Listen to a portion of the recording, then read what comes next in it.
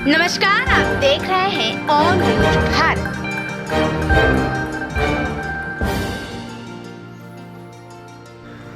बंगाल का तारापीठ जागृत शक्तिपीठ है। तंत्र साधना में बामा खेपा को यही मिली थी सिद्धि। बामा चरण के बाबा कैलाशपति के आश्रम में जाकर गांजा तैयार करने वाले 18 वर्ष के अल्पायु में विश्वास के बल पर बामा खेपा को तारापीठ में ही सिद्धि प्राप्ति हुई थी और वे संसार में पूज्य हुए। जिस प्रकार परमहंस रामकृष्ण परमहंस को दक्षिणेश्वर महाकाली में दर्शन हुए, उसी प्रकार बामा खेपा को तारापीठ के महाशमशान में मां तारा के रूप में दर्शन दिया था। बामा खेपा प्यार में मां तारा को बोड़ो यानी बड़ी मां बुलाते थे। अपनी मां को वो छोटो मां कहते थे। मां तारा से बात करते थे बामा खेपा। बंगाली में खेपा का मतलब पागल होता है। उनका पागलपन अपनी मां तारा के लिए था। ऐसा माना जाता है कि बामा खेपा को मां तारा के दर्शन होते थे।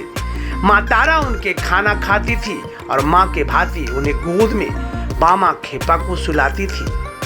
बामा खेपा और मां तारा एक दूसरे से बातचीत भी करती थी। यहाँ तक कि मां तारा बामा खेपा के अलावा किसी और के हाथों के भोग ग्रहण भी नहीं करती थी। वर्ष 1922 में बामा खेपा के निधन के बाद महाशमशान के पास एक नीम के पेड़ के नीचे उन्हें समाधि दे दी गई। मुंडमालिनी में ही स्नान करती थी मां तारा। तारापीठ में एक और जगह देखने योग्य है जिसका नाम है मुंडमालिनी। यहाँ पर मां तारा की प्रतिमा है। सुना है कि मां काली अपने गले में मुंडमाला वहां रखकर द्वारिका नदी स्नान करने माला पहन लेती थी, इसलिए इस स्थान का नाम मुंडमालिनी पड़ा। कौशिकी अमावस्या में होती है मां तारापीठ के तंत्र साधना।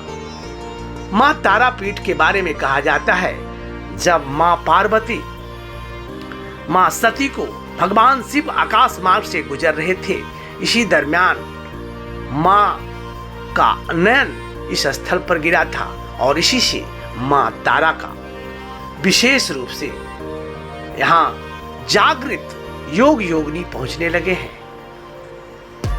गृहस्थ अपनी मनोकामनाओं के पूर्ति की इच्छा को लेकर प्रत्येक बार मां तारा पीठ पहुंचकर लोग पूजा अर्चना करते हैं।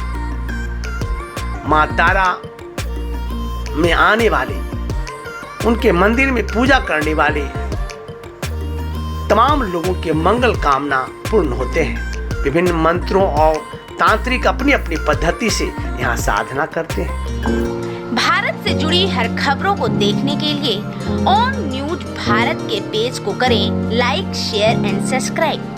onNewsBharat.com